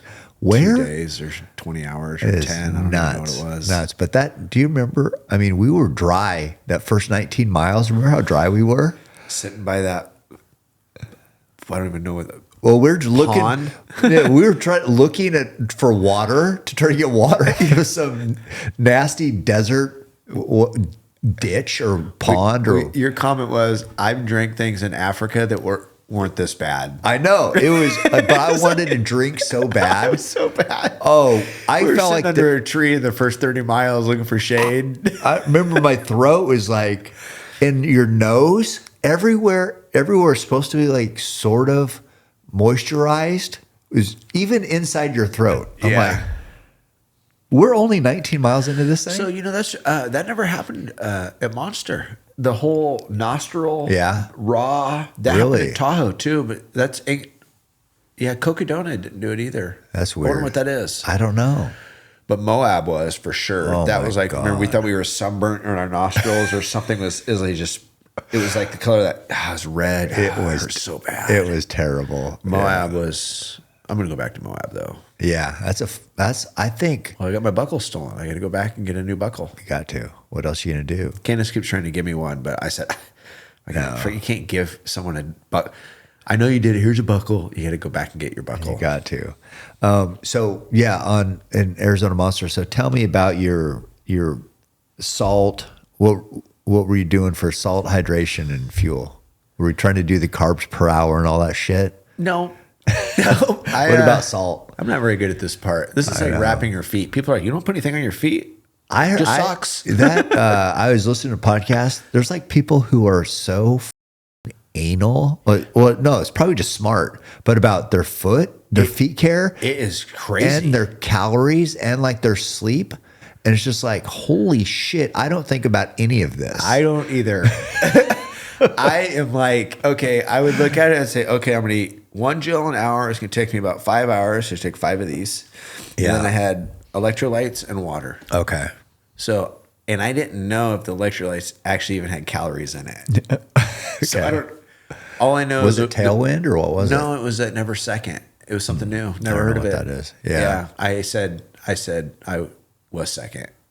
That's what I put on their thing. Cause one of them was horrible. It was like potpourri. It was like this chemical, weird, perfumey, and it was really hard to put down. Yeah. The lime one was pretty good. Okay. Yeah. But so you didn't have a plan for calories and any of that. Like how much salt were you taking? Do you know? No. Like, so no S caps? I took S caps in the heat of the day, when I was like, it's hot. I had Adam, we took 2 every hour. We did that for about 3 or 4 hours one day. Oh, okay. And that was it. Were you sweating much? Like at night? You said you're cold. So No, not at night. I wasn't. Yeah. No, I never. Like in some of those, you know when you're sweating, you're chasing it a little bit. well, you run kind of hot. I mean, you sweat more than I do. Yeah, and I didn't worry about it till it was that last day. Okay. In the heat. Yeah. But we were pretty good with weather, though. I mean, Yeah. it was. No, it wasn't It was pretty crazy. nice. Yeah, and I never pushed. I never. My heart rate was never pumping. Yeah. Yeah. How much water did you have? Did you pack? I had the 2 soft flasks. So there's like 16 ounces, and then a bladder that was 80 ounces. Oh, and you filled all those up? Yeah. Oh God, that's quite a bit of weight. Yeah. Oh man, my pack was legit. That's pretty heavy. It was heavy. It was heavy. Especially if you have the jacket in there. I did then the whole time. I carried gloves. 2 headlamps, batteries. I had socks. I had down coat. I had pants. I had sleeves. I had sunscreen, batteries, cords for my phone, for my watch. I had contacts, my little Advils just in case. Yeah. KT tape, food. Right. Yeah. It was all loaded. that adds up. Big time. It wouldn't fit in my little Your knapsack. phone, some butt wipes, some bare butt wipes. Yeah, no, it was legit. Okay. And it was one of those, I'd start drinking off the water first thing to get Oh it. yeah. But Get rid of that weight. Yeah, on your back. Yeah. A shell, down shell, sun hoodie. Yeah, I had a lot. I think like my new plan was, I think because I don't think about all this science bullshit and all this gear. Like, I think let's just start this off where you can't take any water or calories or For 100 miles. yeah, just you wear whatever you got on. That's what you got. Yep. Go as long as you can. Yep. I like it. Your carbs per hour. Let's see who dies first. I think there's some basic, I was just having this conversation with somebody. There's some basic fundamental functions that your body has that you can't cheat. It's Yeah. you're not going to take in all these carbs for very long. I don't know. I don't think you can. I think you're going to get sick. I don't know. I hear some of these numbers people putting up. And I know. Yeah, I said, and then the one guy I told, okay, well, I said, I get that's what you think you're taking, but that's just because the package is bigger. That's the only reason you're taking more. Yeah. That's what you bought. Yeah. Right. If you go back to the old goo gel. Yeah. And what it is, I don't think you can get far off of that. Other than it being hot, you need salt. I think you add that. But for sure. If you're drinking some calories, you're eating solid food, as long as you're not 160 heart rate, I think you'd be all right. Yeah, I don't know. I'm sure there's people that'll listen to this. They'll talk about how stupid we are. Absolutely. And it's like you're right. We're not arguing. But these ketone things, Yeah, those are pretty good. those are legit. Those helped. I drank them all until I got that last aid station. I filled one of my soft flasks with coffee. Oh, And I had one of these, and it got me going. there you go. It was good. I wish I had more. I used to take How many should you have though? Because you gave me 2 boxes. Yeah. I went through all those pretty quick. That's fine. You're just drinking like a cup of coffee? You're still here. Okay. I don't know what they say. There's, like I said, none of that. There's nothing about doing that that's good for you. So, Oh, I didn't. Yeah, no, they're definitely. I was even hoping for thinking long-term effects. didn't like Hitler give his troops meth? I'm like, could I have just a if I get tired, just a touch of meth? Wonder if it'd help. I think it's the decision making that goes out the door. Well, the fact that I'm considering it right now and I haven't run 1 mile, don't offer it to me 200 miles in. Caffeine pills. Have you done that? No, that's what I was going to say is like, We need that. I used to buy those, was it Vivarin or remember those in the yellow bottle or yellow box? Yellow Jackets? No. I know what you're talking about. So Vibrant. It's yellow and blue box. Yeah. It's Vibrant. Oh, yeah. And then people, got fancy and went to 5-hour energies. But I'm like, man, I just need those yellow caffeine pills. Yeah. So We're going to need them for Cocodona. I guess we'll skip I think that. they're for real. I had one day, there was one afternoon, I started getting a headache. It was about 2 o'clock, and I realized that I had left the aid station early in the morning and only had like a little bit of coffee, and it haunted me. Really? Yeah, until that afternoon I had a cup of coffee, and I was like, okay, I'm better. Got Yeah. that headache from not having it. All right. So we'll come up with a plan for caffeine, salt. And then today I ran, well, I didn't run because I can't run, but I was walking. I went to Run Hub and I got a gel, a spring. Yeah, those are Pretty good. Yeah. And then I got a goo. Oh, no, goo chews. Like, You just got 2 just to try them out? yeah. And, I bought socks too because I was wearing these shoes that Ben Blankenship gave me. And walking tears up your feet. And it's like, I'm used to running. And it was like, so now I've just been walking everywhere. And I'm like, God, I need some socks. So I went there and got socks and some calories. That's a good point. That's, looking at Cocodona, practice that, man, because that's for real. I've been walking my ass off. I started walking like on Sunday, 18-minute miles. And now I'm down to in the 15s. So I'm like 24. I know. 55, baby. We're almost there. I know. You only got yeah. So I'm like, if I can get better at walking, I've never done this. So maybe this is going to help. We could be onto something. Serious. That's like, these guys are so fast going into this race. I'm like, I can't even run a 5.5 minute. I mean, I can, but these guys are out doing it like on the road, like it's a regular thing. I'm like, I would be broken. Yeah. So you don't have to be fast. You just walk I know. fast. And I was thinking like, so normally in my head, I'd be like, well, I'm going to go run 20 miles. Well, that's what I usually do. I take off. Well, it's about 18 and I go down to that footbridge by Marist and then back. Okay. And I can do that. I can get there in an hour back. So it's like 2 hours.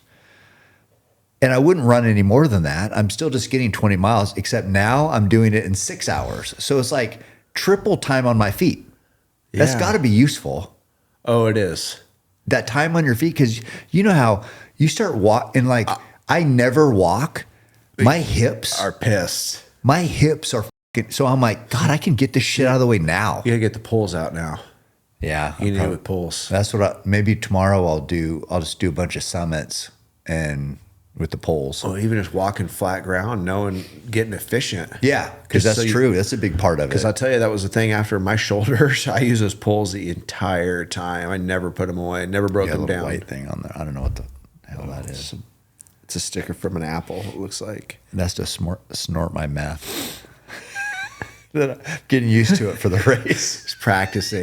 Do you snort meth? I don't know. I need to figure that out. I think we should probably stick to the caffeine pills. Okay. It's probably a good start. and more ketone IQs. All right. That sounds probably a little safer. Have maybe just a bladder full of that. I don't know what that would do. I don't know. Probably would want to find out. I'm willing to try anything, but whatever. We're going to get there and see what happens.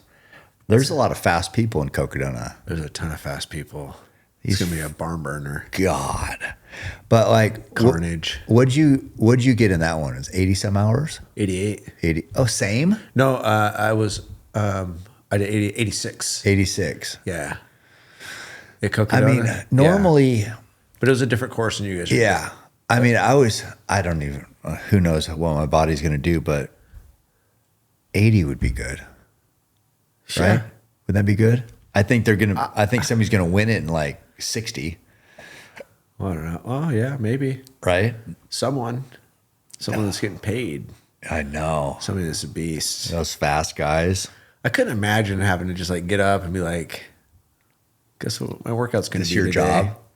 Yeah, I know. Wouldn't that be nice? Get up at 4:30 and talk on the phone at work. God. Go turn some wrenches. I know. You do amazing. But, for the most part, most ultra runners that's just not their job. It's so hard to make money in ultra. There's like because five of them. Well, and plus the people who care the most are the people doing it. None of us have enough money to do anything anyways. It's like, if your time and your effort was worth money, yeah, but it's like, I mean, even people watching, they think we're mentally ill. I mean, who would ever do that? Who would ever run 300 miles? I want it to be more professionalized because it's such an amazing sport, but it's like, I guess maybe this, the exposure helps, more people talking about it. It should elevate, I think, and give the opportunities to people, but still there's always like the gatekeepers of the any community, there's this in bow hunting too, is like they don't want it to grow. Yeah. So you got to kind of fight those people a little bit. Yeah. I think they just we need to find creative ways to tell people's stories, because there's fast people and they're going to win and there's going to be competitive people. Yeah. But being able to paint and create stories for people to relate to, that's where I think it's got to be is, some of these companies have to pay these people to be a spotlight. Seems like Max has an opportunity to kind of do that. Yeah. Some of them do, Yeah. He's marketable. That's good for the sport. Yeah. People do I see comments, I think I reshared it, but they love this, your story, dad, regular job, grinder, and podium. That gives, because people just want hope. They just want to be like, could I ever do that? Well, this guy has a regular job. Yep. And he did it. So there's something special about that too. Yeah. Yep. And you do a great job of, and then always being supportive of those guys who you run with, Danny and Gavin, just always being, and Spike Camp, just being so involved in the community and being such an inspiration, such a figurehead that people can look up to and model themselves after. So it's you deserve so much credit for that. It's been amazing to watch. Yeah, thanks. I love it. Yeah. I love all the success you've had. Well, what we do now is, what do we do now, guys? Gideon and Larry. Questions? They come up with stupid questions. Peanut Gallery. The Peanut Gallery. The Muppets. Somehow, I don't know. Well, we're not going to do the who is Taylor Spike, because I hate that one. That one's fucking lazy. We're not going to do the whatever, but they actually do come up with good questions somehow. We have to do FMK, right? Oh yeah. No, that's a good one. I like that one. Okay. So I kind of feel like I'm a shit talker, so I'm excited. Yeah, anything goes on this part. Okay. All right. So, marry, kill. Yeah. Monster, Tahoe, Cocodona. Ooh. Had a lot of success at Tahoe. I married Tahoe. Married Tahoe. Yeah. Second male, third overall, twice. Yeah, both directions. Both directions. So yeah, I've had a lot of success there. Yeah. Marry Tahoe. Who are you f***ing and who are you killing? So you got to kill, never do it again. By Arizona Monster. And then you're gonna, what are you marrying? Wait, what was the last one? But then I have to go back. Then that means I have to go back to Cocodona, and I gotta f*** it. Or no, who are you marrying? Tahoe? Okay, yeah. Yeah. No, yeah, you're just gonna have a good time with whenever you want to with Cocodona. Yeah. In Arizona, I'm out. It's a buddy. Yeah, Arizona and me, the monsters. That was enough? I think that was enough. I mean, yeah. I'm a week removed. I'm kind of changing my mind, but it's hard to go back to that stuff. That was you thought it was a girl, but it was a tranny. And so now you're like. It was exactly that. Yeah. I'm going to win. No, you're not. Yeah. Hey, guess what? You got to live with not winning for a whole day. Yeah. Okay. That was a good one. I like it. When Shelby was here, she asked Cam, what does he think about when things get hard? So what do you think about? Ah, shit. I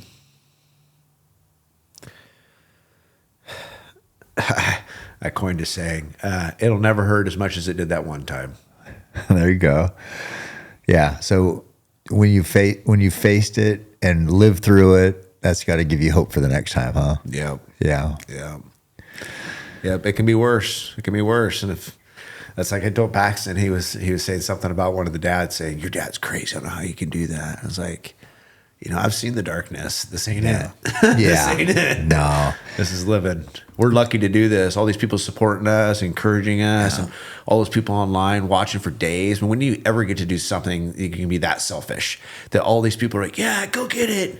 Usually you go on vacation at work and people are like, can't wait for that to come back. But this are like, they're encouraging you to stay out there and get it done. You don't get that. So no, I mean, it feels, I guess it can feel miserable at times, but then I think to your point, or when I think about miserable, I think about being a drunk, having no direction, having nothing positive going on in my life, and looking in the mirror going, is this it? Waiting to die. That's being miserable. That's miserable. So signing up for a race and pushing our bodies and getting celebrated for that, come on. That's not miserable. It's pretty awesome. Yeah, that's amazing. You kind of talked about your hallucinations, but Andy Glaze posted a video where he was like, all right, I just saw this guy in a purple suit. He's hiding behind this rock. Let's go see together. he flips around the camera and there's nobody there. And then he flips it back on himself and he's like, I'm so cooked. Yeah. Did you have any other weird hallucinations or? I kept thinking Adam was asking me questions and I would respond and start talking and then realize how he's responding. He didn't say anything. Yeah. And I was pretty sure. I think you and I did that too. I kept hearing voices. Remember I heard the women talking or laughing. Yeah. Yeah. Voices. That's one. I don't, not hallucinating, seeing anything, waking up thinking that the doctor was checking me because I thought I was dead. That's a good one. I like that one. There was another. Yeah. Yeah. No, that was no real clear ones, but definitely the voices. I think a deja vu, like I assume this is what it is, but there was about 10 hours that I was convinced I had been on this trail. Yeah. I was like, I know this next corner.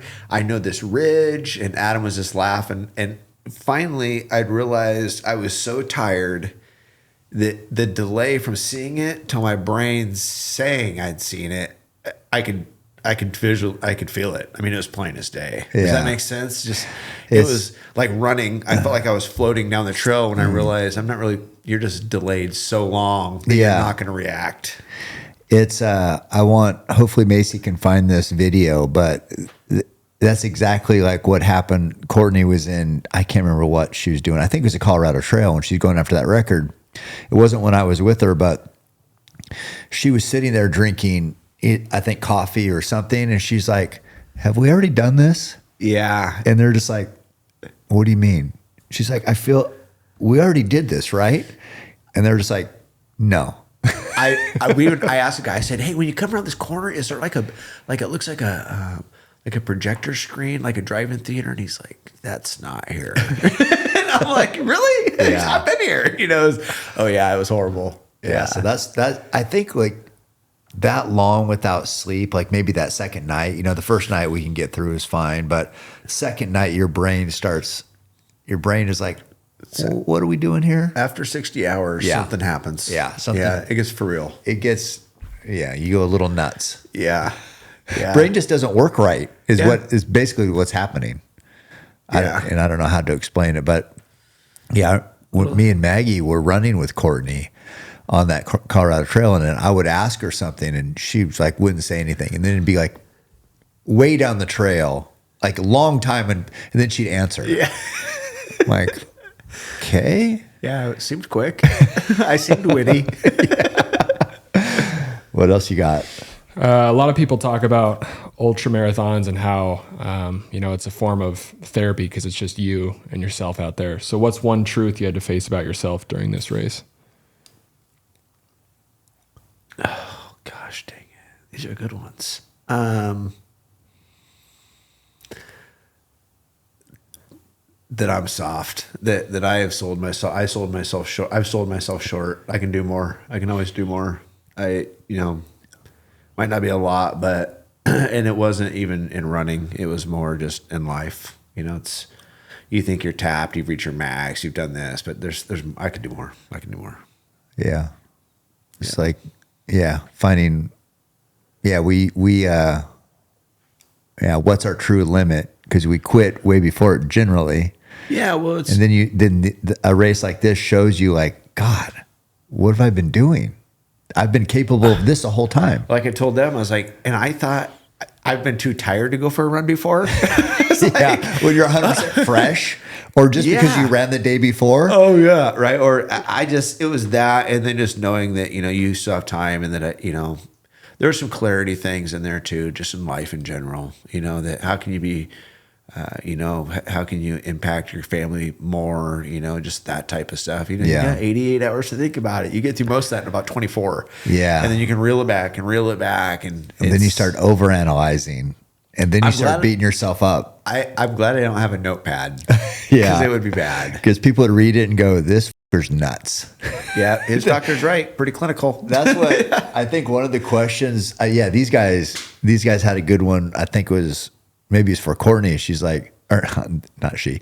They asked if you could trade brains with anybody at the end of a race, something like that. And I was I don't know what, I think that was how it was worded, but I was like, people wouldn't want my brain. Because if they knew what I was thinking, they'd be like, this f***er's nuts. Yeah. You are nuts. So yes, what you think about in your head or how your perception of or self-reflection is like, it can be tough sometimes. Oh yeah. It's like all stripped away and it's ugly. You're pretty raw. Yeah. Yeah. But that was a good question. You talked about waiting at the start line, watching everyone kind of go so you could then reel everybody back in past them. I just want to hear kind of a little bit how your mindset changed from mile 1 to, mile 299.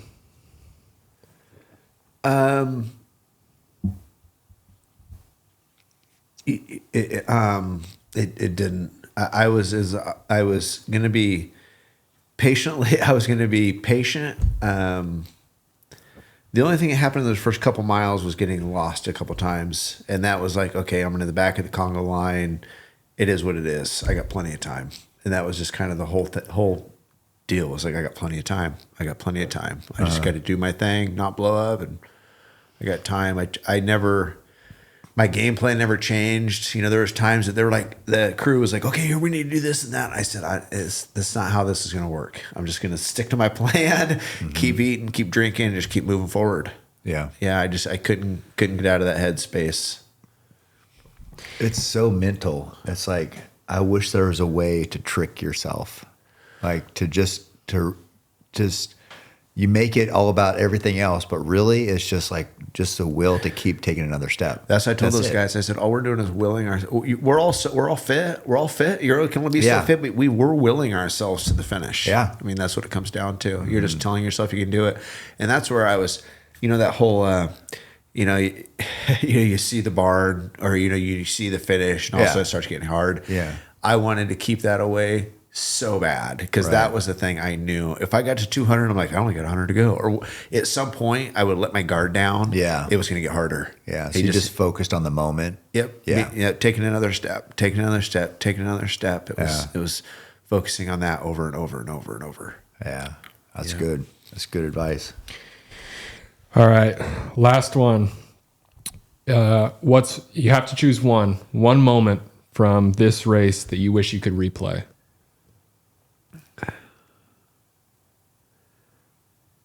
Oh man.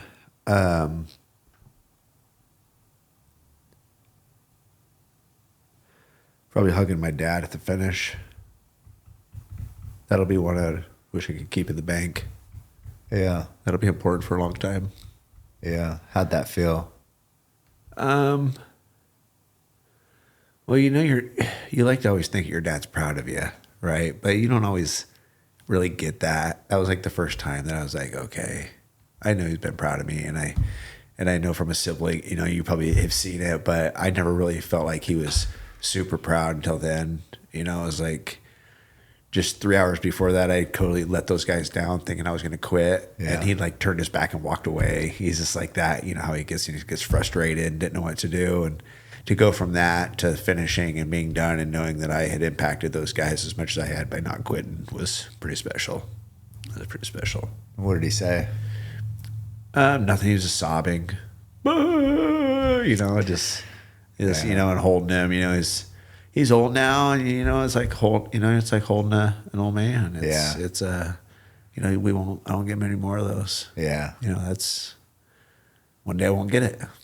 So to be able to get it there and have him there was super, super special. So yeah, it's a powerful moment. Yep. Yeah. Yeah. Greg, you definitely should be proud of your son. Yeah. yeah, we all have different whys. I pulled back every one of them I had on this one. You know, it was hard. It was hard. It was first time I'd ever been like, I'm done. I don't want to run anymore. Then, you know, they all just kind of, nobody really said anything. They just kind of walked me out. They had to help me down the stairs. I almost fell out of the back of the camper, and it was, you know, like I said, it was, you know, you have your kid and you're like, you got to try harder, and your kids make this like exaggerated effort to run, like they swing their arms weird. I just pictured myself doing that. Jared's like, you got to go. And I was swinging my arms, and I was just walking, and I was swinging them as fucking hard as I could, just trying to get some momentum. I did not want to do that last section, but Wow. yeah. You make a big impact on this world, and I'm very proud of you. Yeah, appreciate that.